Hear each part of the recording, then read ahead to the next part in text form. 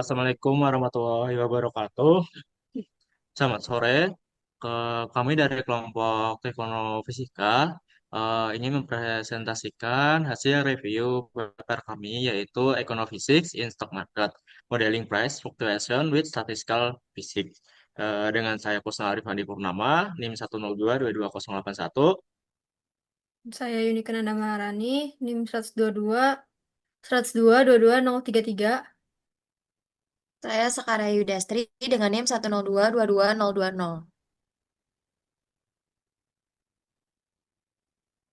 Untuk garis besar presentasi, yang pertama ada pendahuluan, kedua ada model dan metode, ketiga hasil simulasi Monte Carlo, selanjutnya adalah hasil mean field theory, lalu ada implikasi dan diskusi, yang terakhir adalah kesimpulan.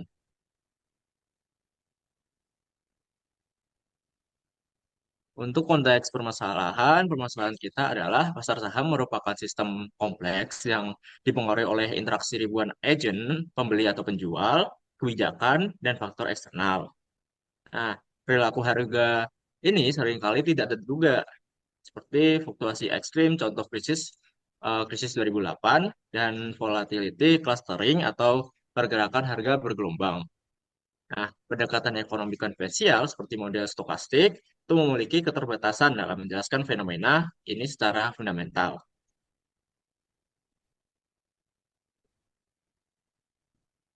Solusinya, eh, kita melakukan solusi dari fisika statistik dalam lingkup econophysics untuk memodelkan pasar saham sebagai sistem partikel yang berinteraksi, di mana spin bisa dianggap sebagai agen pasar atau keadaan beli, jual, atau tunggu. Suhu pasar itu dianggap sebagai ukuran turbulensi pasar. Contohnya, T tinggi itu sama dengan krisis ekonomi. Lalu kita menganggap interaksi J yaitu sebanding dengan pengaruh sosial atau imitasi perilaku tetangga. Lalu kebijakan kita anggap sebagai stimulus eksternal.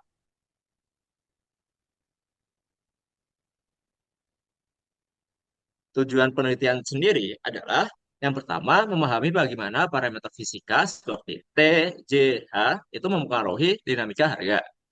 Lalu kedua, menjelaskan style spec atau fakta bisnis pasar seperti volatility clustering, yaitu fluktuasi besar cenderung diikuti fluktuasi besar, lalu persistent effect, yaitu dampak kebijakan sementara yang bertahan lama. Lalu tujuan ketiga adalah menguji dua metode, yaitu kita mempunyai metode simulasi Monte Carlo dan mean field theory atau pendekatan rata-rata.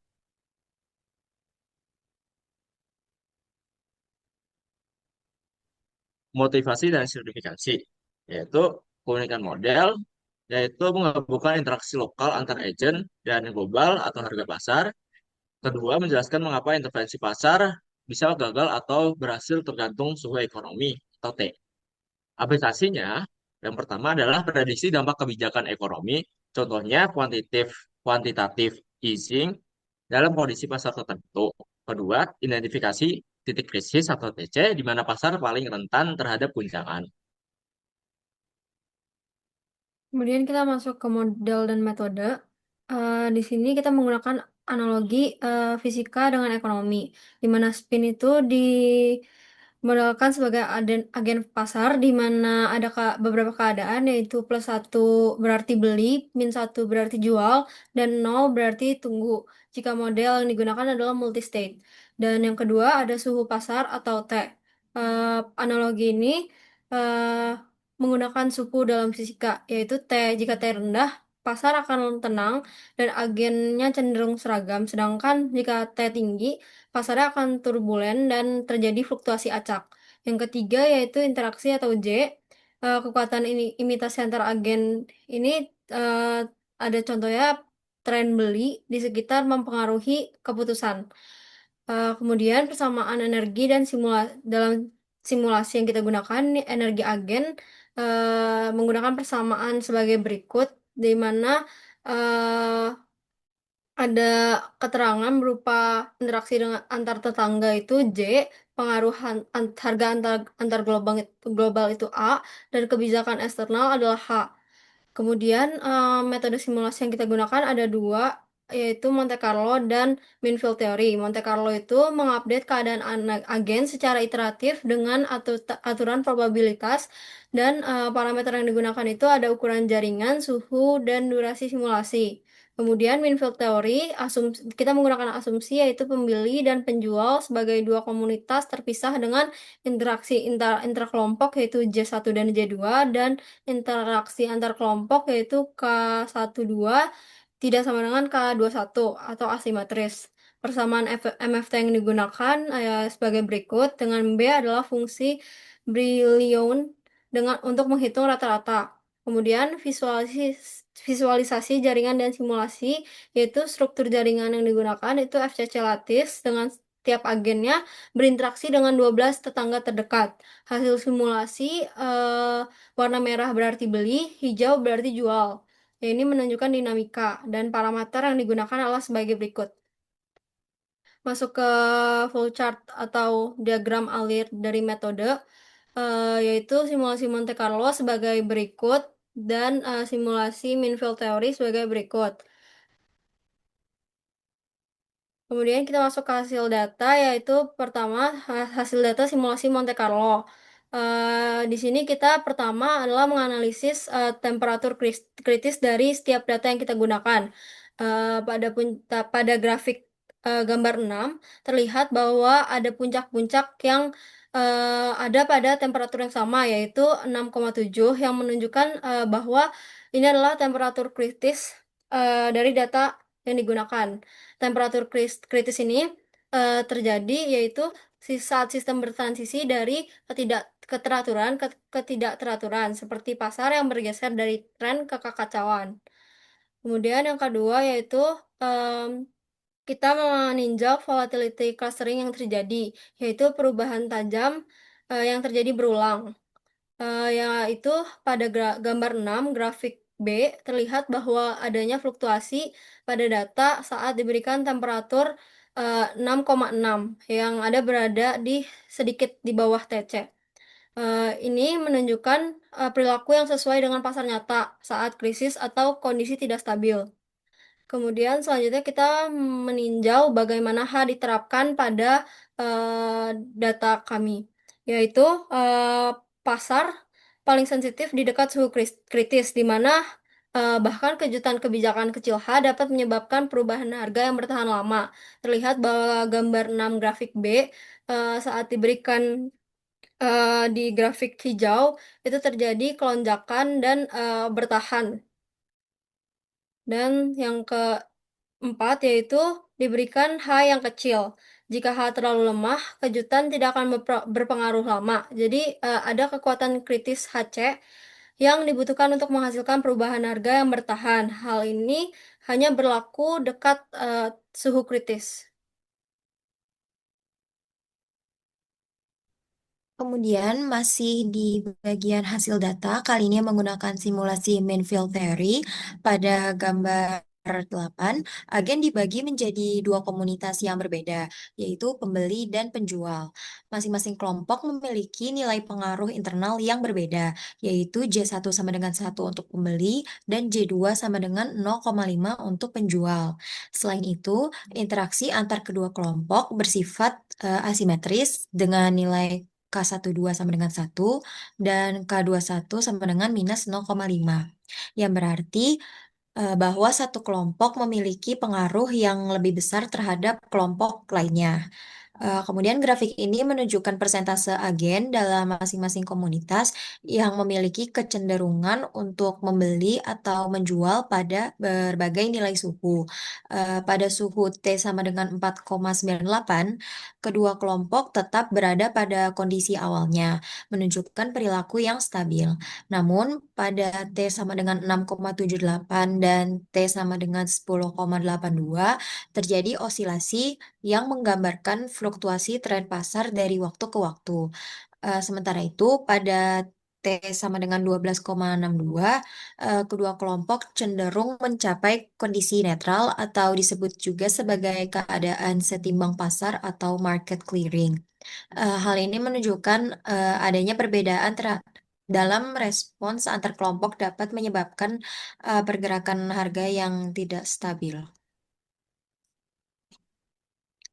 Kemudian masih dalam simulasi menggunakan mean field theory, pada gambar 10 ini menunjukkan bagaimana harga berubah terhadap waktu. Pada gambar 10 bagian A dengan suhu T sama dengan 10,82, harga terus berosilasi naik turun, yang menunjukkan bahwa pasar berada dalam kondisi tidak stabil. Sebaliknya, pada gambar 10 bagian B dengan suhu T sama dengan 12,62, harga menjadi lebih stabil, yang menunjukkan bahwa pasar telah mencapai ketenangan. Hal ini menunjukkan bahwa pada suhu yang tinggi, perilaku agen menjadi lebih acak atau tidak terkoordinasi sehingga harga cenderung menjadi seimbang. Dengan demikian, hasil pada gambar 10 ini menunjukkan bahwa suhu memiliki pengaruh besar terhadap kestabilan pasar. Suhu rendah dapat menyebabkan siklus harga dan terdapat gelembung spekulatif atau bubbles, sementara suhu tinggi cenderung membawa pasar menuju keseimbangan. Kemudian masuk ke implikasi dan diskusi. Untuk volatility clustering, uh, apabila dekat dengan suhu kritis TC, sistem mengalami fenomena yang disebut critical slowing down, yaitu kondisi di mana efek kecil membutuhkan waktu yang lebih lama untuk mereda. Dalam simulasi ini, sistem dimulai dengan 60% agen yang menjual dan 40% yang membeli. Kemudian ketika agen mulai saling memengaruhi, perbedaan kecil ini diperkuat dan dapat menghasilkan perubahan yang bertahan lama. Dalam skenario ini, agen dibagi menjadi dua komunitas, yaitu pembeli dan penjual, yang masing-masing memiliki kekuatan interaksi berbeda. Selain itu, mereka juga merespons secara berbeda terhadap satu sama lain karena nilai K12 tidak sama dengan K21. Interaksi yang asimetris ini mengarah pada osilasi harga atau tren naik turun yang berulang seiring waktu. Kondisi ini menyerupai feedback loop di mana optimisme atau ketakutan satu kelompok mempengaruhi perilaku kelompok lainnya secara terus-menerus.